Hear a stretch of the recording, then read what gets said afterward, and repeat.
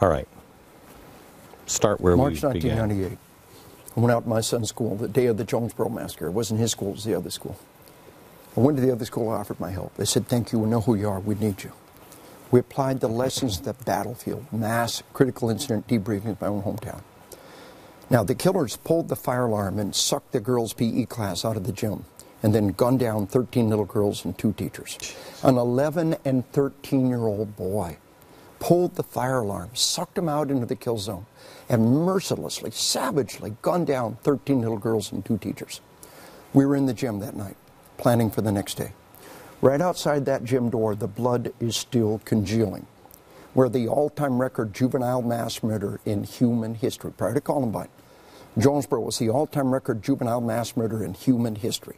It just occurred.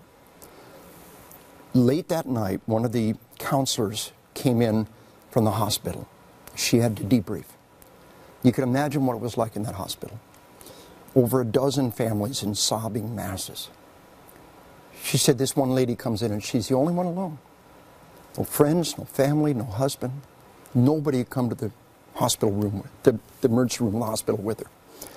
Just sits down and staring off in the distance. This counselor comes up to her and drops down on one knee and takes her hand and said, can I help you?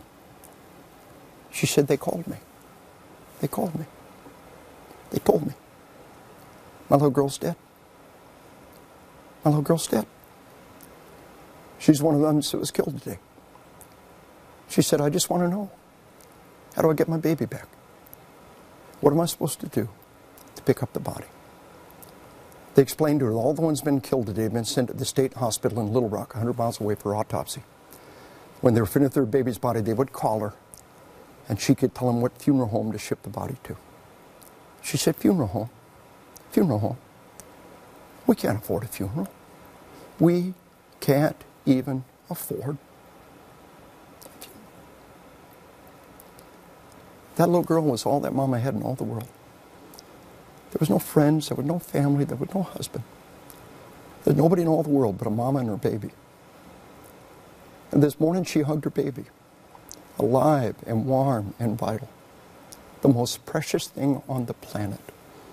Not knowing it was the last time. And she sent her baby off to school, trusting us to keep her safe.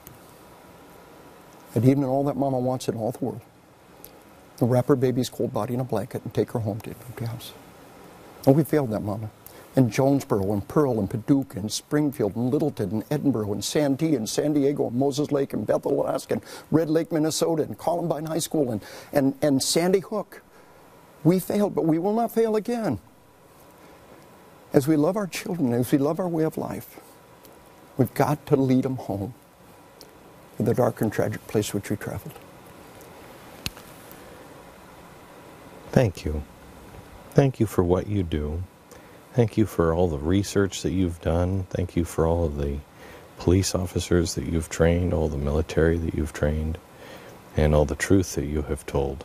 I imagine, I know you've been on 60 Minutes and 2020 and TV shows, and I've done some of those shows myself, and I know what it's like to sit across from somebody who you know doesn't care or buy into it. Yeah.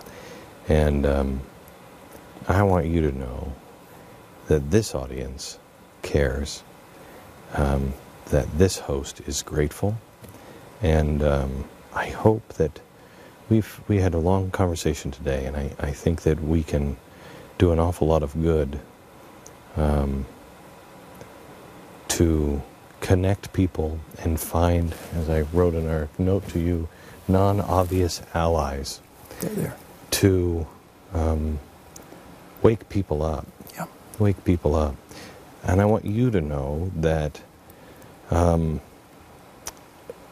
if you've watched this show every night, you watched me with Ray Kurzweil, who's now the head of artificial intelligence. We are about to enter a brave new world. Much, much different than what you ever imagined. And I feel it with everything in me. And so does he. And first step is to educate yourself. And that's what we're going to continue to do.